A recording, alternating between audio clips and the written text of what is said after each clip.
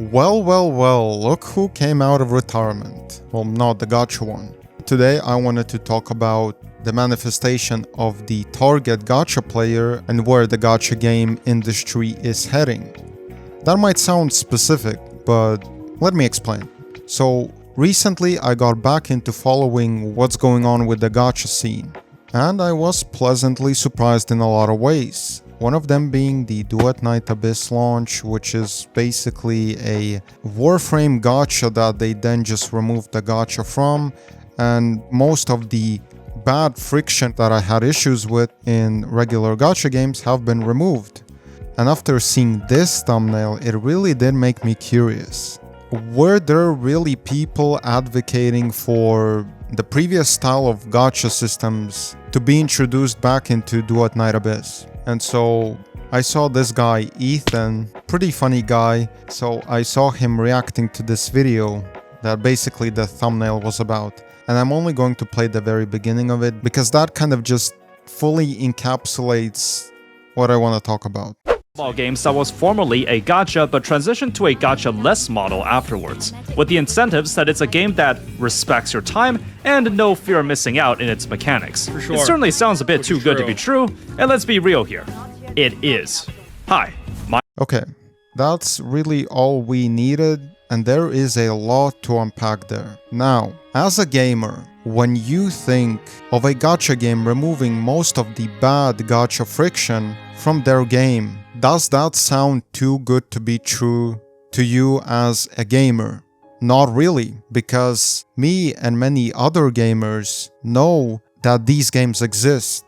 This is what the gacha games were built off of. A lot of them were used as foundations that they then just stripped everything away and added their own FOMO friction and, the gacha stuff, and that's what we ended up with. And so him saying that it sounds too good to be true tells me that he hasn't really played much outside of gacha games, or he's just been only playing gacha games recently. Maybe he's just like fully gacha brained. And that's exactly what I wanted to talk about. I watched the entire video in itself just to make sure I wasn't missing anything. And there are many things that are wrong with this video, but just outside of this video being about Duet Night Abyss and anything like that, it perfectly encapsulates the ideal target audience these big gacha games are trying to target. Most of the time, it really consists of just regular people, casuals, people who are invested either in the characters, the lore, the world building, or time and money investments, or these people. And I believe a large portion of them have gone through what we like to call boiling the frog, which means that a lot of the times unknowingly the game is trying to normalize itself to the customer, that paying $300 to guarantee a copy of a character is normal. Rationally, we know that is just simply untrue. And there are many other ways that it bleeds into the way the game is designed, the FOMO systems that keep you playing the game, that then you get the Primo gems and then you spin the wheel. All of it eventually gets normalized to the players who have played these games for long enough and have played enough of them. And they are what a lot of people have started to call them gacha brained. And I fully agree with this sentiment. Even though they are the target audience, they are actually not as big as it might seem. The vast majority is people who don't engage with the game outside of itself. They just play the game in their own bubble, and they usually don't really care that much about it. They'll just quit if they lose a 50-50 or, play here and there. It doesn't really matter. However, this leads me to my next point, which is where the gacha industry is heading. I think it's safe to say that the majority of the gacha players are reoccurring gacha gamers. They've played gacha games in the past.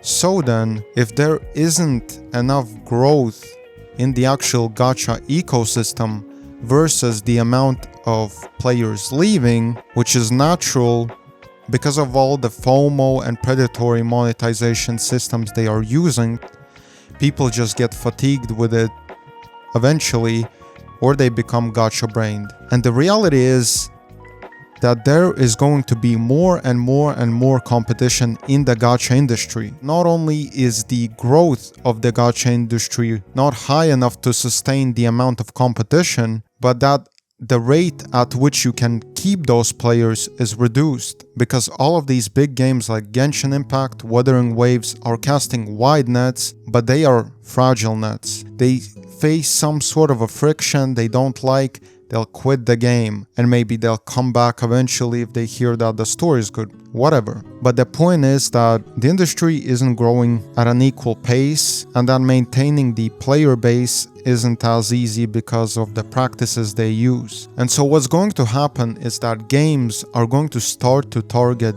specific niches in the gacha genre. But there's another thing. They're not only going to try to capture a slice of the gacha niche, they're also going to cast a net into the wider gaming community. For example, Duet Night Abyss. They're also targeting the Warframe players, the grinders, and they're removing a lot of things that they would find unpleasant, like a lot of that unnecessary friction in gacha games that is caused by poor game design, but it's good for player retention and habit building. And this isn't an isolated example. Ananta is also ditching gacha for the anime GTA audience. And so is a game that recently got announced, Where Winds Meet. And so if these gacha-brained players are mad at Duet Night Abyss now, imagine how mad they're going to be at all of those games that come out that aren't filled to the brim with these FOMO systems and the gacha systems, but that are still targeting the gacha niche. And to circle back to that manifestation of the ideal gacha player, later in this video, the creator mentioned that they found the gameplay boring, which is, there's nothing wrong with it, it's subjective. What is interesting is that they commented on that they would usually not comment on whether the actual gameplay was interesting or not, because it is subjective. But for them, it left a lot to be desired. In my opinion, I don't think it's too far to speculate that it's not actually the core gameplay that they were dissatisfied with, but it's actually the lack of all the FOMO and gacha systems. And this is where things get interesting. So if the gameplay is the issue, then why do gacha players play Nikkei? And a lot more games like that. And my conclusion to that is that they genuinely feel accomplished whenever they only log in for 5 minutes to complete all of their dailies, because they feel like they have kept up with the game, they have done the entire day's worth of progression, and so they have that satisfactory feeling of the game patting you on the head and saying you did a good job. And then on top of that, after doing that for a while, they can spend their good boy points that they have acquired after consistently logging on, that they can now spin a slot machine and see if they get lucky. And that's really what I believe. It is actually quite ironic to the gamers that actually played gacha games and saw the potential were always not necessarily dumbfounded, but critiquing all of these bad systems, because they have played many other games before and they know that these systems are not necessary and that they are actually hindering the actual gameplay experience. And whilst it turns out that this was the exact player they were targeting, the gacha-brained player, whether they were boiled like a frog, a gacha addict, a gambling addict, or someone who just was like this from the start. But in reality, they are still far from the majority, and a lot of the gacha players are sick and tired from these systems. So the industry is going to adapt and change, and it's going to niche down.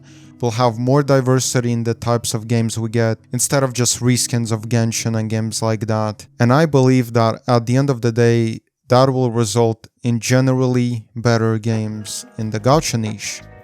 Even if those games might not necessarily be for me or you, they will be for a specific individual, and they will also create some interesting systems that the other games will start borrowing and together create better games. And that's all I've ever wanted to see. So I'm finally looking forward to where the gacha industry goes, And if you want to see more content like this, make sure to like, subscribe, hit the bell. I'm curious to hear what you have to say in the comments down below. And yeah, see you.